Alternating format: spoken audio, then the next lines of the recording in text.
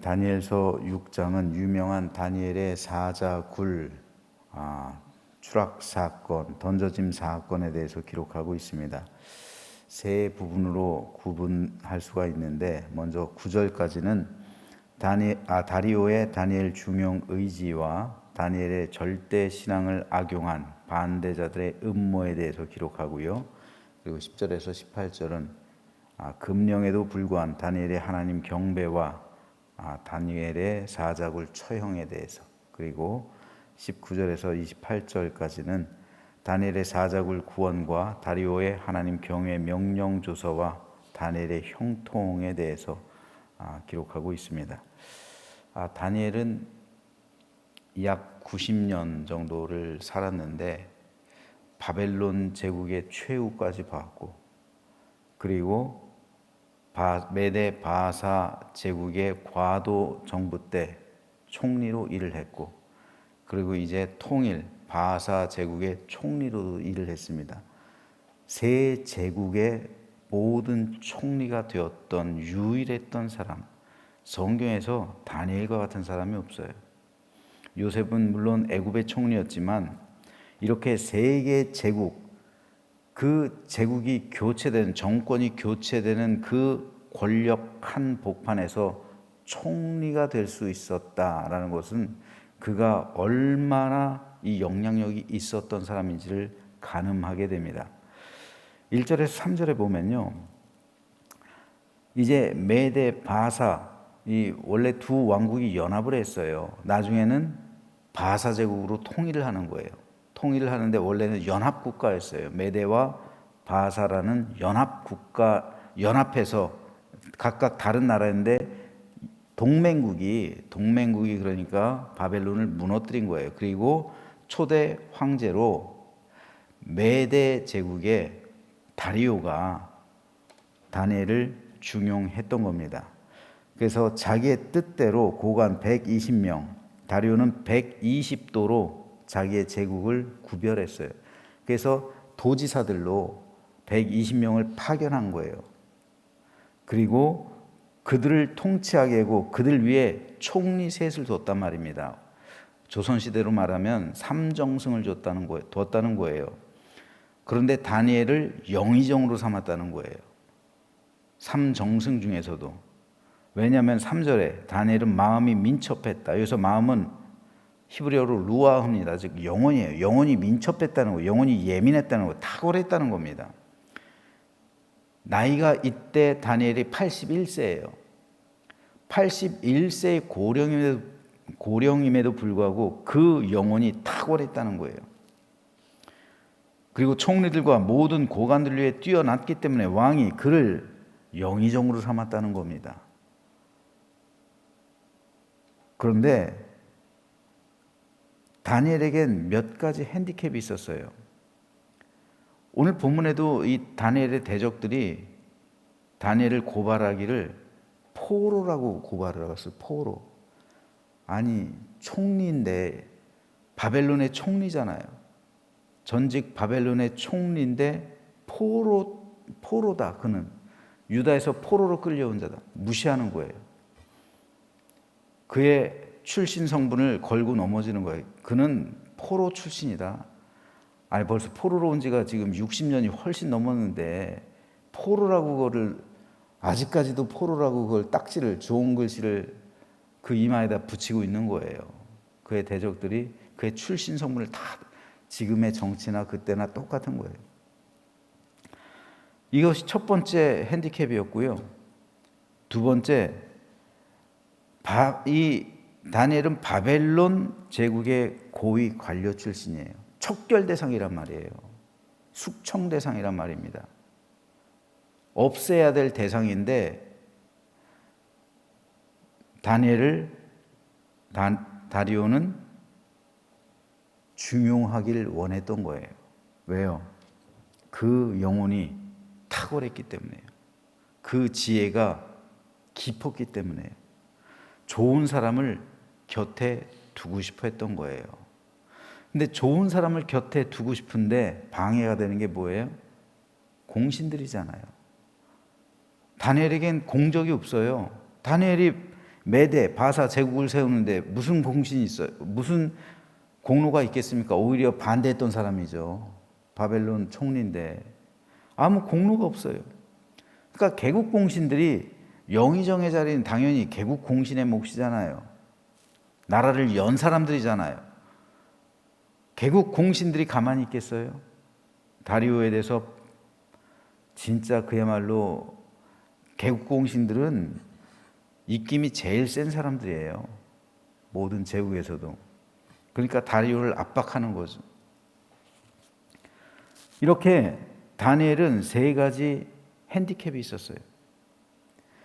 그리고 이 핸디캡에도 불구하고 다니엘은 총리가 되었는데 그렇기 때문에 이 고발할 사람들, 개국 공신들이 다니엘을 못 보는 거죠.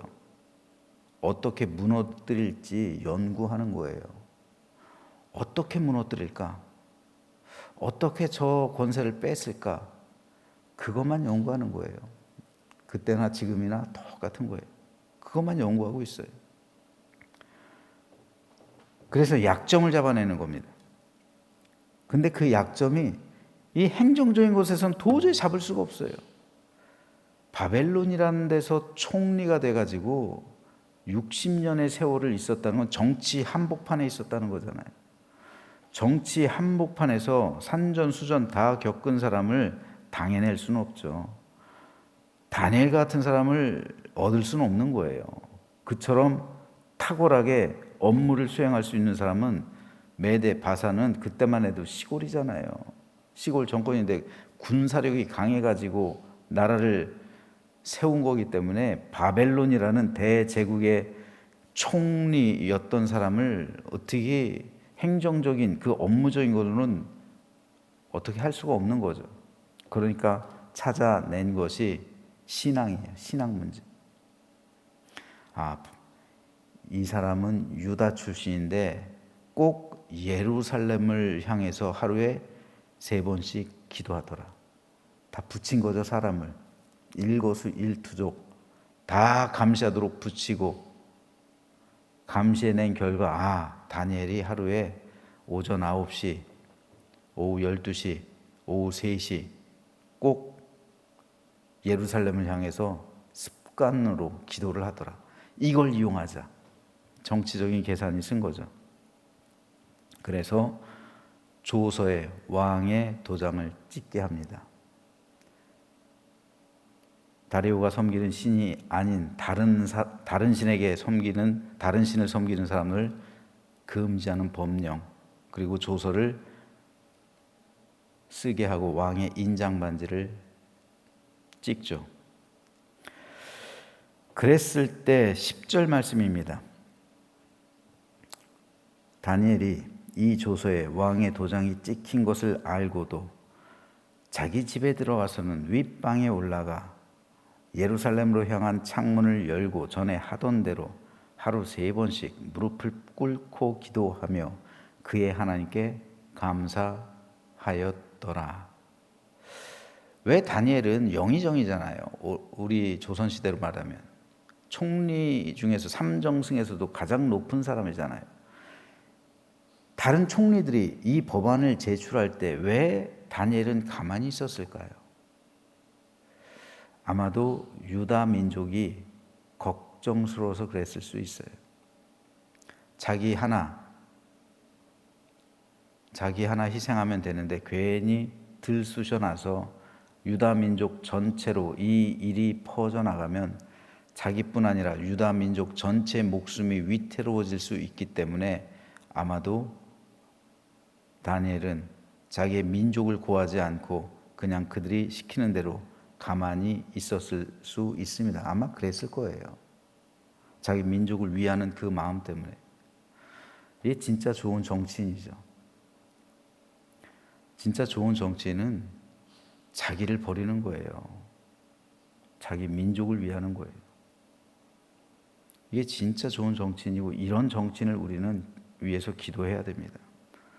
대부분이 자기의 권력을 위해서 민족을 버려요. 민족이 손해가 되든 나라가 해가 되든 자기 권력만 잡으면 돼요. 대부분이 그래요. 이런 나라에는 희망이 없는 거예요, 여러분. 다니엘과 같이 자기 민족을 위하는 마음. 그래서 자기가 모든 해를 가지고 그냥 그 법령이 안 되는 줄 알면서 자기가 어떤 피해를 입을 줄 알면서도 영의정으로서 그냥 가만히 묵묵히 지켜봤던 거죠. 자기를 노리는 건지 왜 모르겠어요. 산전수전 겪은 사람이 다 알죠. 그러나 그럼에도 그는 하던 대로 하루 3번씩 절을 했며 하나님께 감사했다. 하나님께 예배했다는 거죠. 하던 대로요. 전 여러분 오늘 말씀 준비하면서 가장 은혜를 받은 구절이 하던 대로란 말이에요. 하던 대로. 하던 대로. 코로나란 이 비상사태 속에서, 위기 속에서 교회는 하던 대로 하나님을 예배했는가? 코로나 속에서 목회자와 성도들은 하던 대로 하나님께 감사했는가? 생각해 봐야 할 문제예요.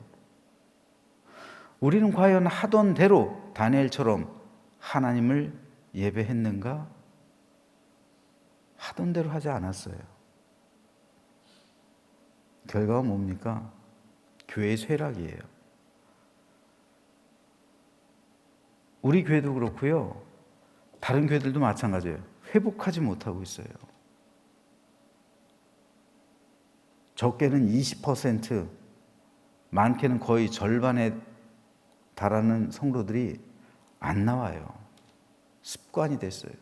이제는 온라인에서 예배 드리는 걸 당연시 생각하고요. 주일에 못 나와도 집에서 온라인에서 예배 드리면 예배 드렸다라고 생각해요. 하던 대로 하는 것을 지키지 않으니까 우리의 신앙은 무너지고 있는 거예요. 하지만 다니엘은 하던 대로 자기의 신앙을 지켰단 말이에요. 하나님을 예배하는 것은 상황이 변했다고, 시대가 바뀌었다고, 법령과 조서의 인장이 내렸다고 그 예배를 멈춰서는 안 되는 거예요. 결론은 그렇습니다. 하지만 다니엘은 하던 대로 하루 3번씩 무릎 꿇고 하나님께 감사했어요. 그가 몰랐을까요? 이 법령이 누구를 위한 것인지, 누구를 향한 것인지 몰랐을까요? 알았겠죠. 사람 붙인 거 왜 몰랐겠어요? 자기 노린 법령이라는 거 왜 몰랐겠어요? 정치 구단인데. 하지만 알면서도 다니엘은 하던 대로 하나님께 감사를 드렸다. 하루 3번씩. 이런 신앙은 못 막는 거예요. 그리고 이런 신앙이 있었기 때문에 하나님께서는 그를 사자굴에서 건져내신 거죠. 과연 오늘 우리 교회들은, 그리고 저와 여러분은 이러한 믿음이 우리에게 있겠는가 생각해 봐야 합니다. 그리고 결국 하나님께서는 다니엘의 이 믿음을 돌보셨고, 결국 그를 음해하던 세력이 도리어 사자굴에 빠지게 됐어요. 24절 말씀 한번 읽어보겠습니다. 24절입니다. 왕이 말하여 다니엘을 참수한 사람들을 끌어오게 하고 그들을 그들의 처자들과 함께, 그들의 처자들과 함께. 다니엘은 자기 민족을 위해서 그런 법령이 제정될 때 아무 얘기를 하지 않았어요. 자기를 노린 걸 알기 때문에 만일 다니엘이 그것을 긁어 부스럼을 만든다면 다니엘뿐 아니라 자기 나라와 민족 전체 유다인들이 다 위험해지는 거예요. 그럼 일이 커지는 거죠. 그래서 자기 한 몸 희생하기로 결단을 한 거예요. 그런데 왕을 참수했던 사람들 어떻게 됩니까? 다니엘을 참수했던 사람들 어떻게 돼요?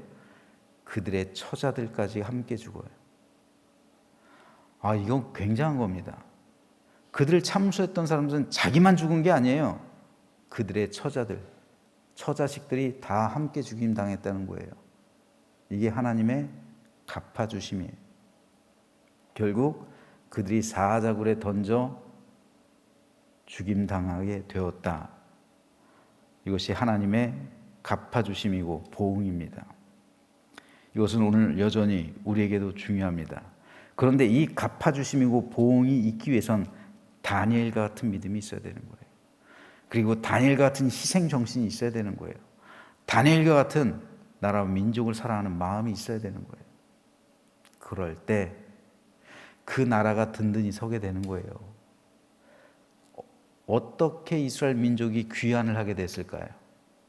다니엘이 고레스 왕 원년까지 있었다고 그랬죠. 고레스 왕 때까지 총리였어요. 다니엘이 고레스를 설득했을 거 아니에요. 그래서 고레스 왕 원년 때 고레스가 귀환 명령을 내리는 거예요. 유다인들을. 비록 다니엘은 이스라엘 민중들과 함께 하지 않았어요. 에스겔은 이스라엘 군중들과 함께 했지만 다니엘은 왕궁에 있었잖아요. 관료였기 때문에. 그런데 이스라엘 민족을 귀환시킨 결정적인 역할을 한 사람이 다니엘이에요. 그가 총리였기 때문에 세계 제국을 거쳐서 그래서 고레스의 신임을 받았기 때문에 다니엘의 말을 듣고 그래서 고레스는 귀환 명령을 내립니다. 이것이 다니엘이에요. 다니엘의 위대한 점이에요. 자기 한 몸 희생하려 했던 자기 민족을 살리려 했던 다니엘이 결국은 민족을 귀환시키는데 결정적인 역할을 하는 거예요.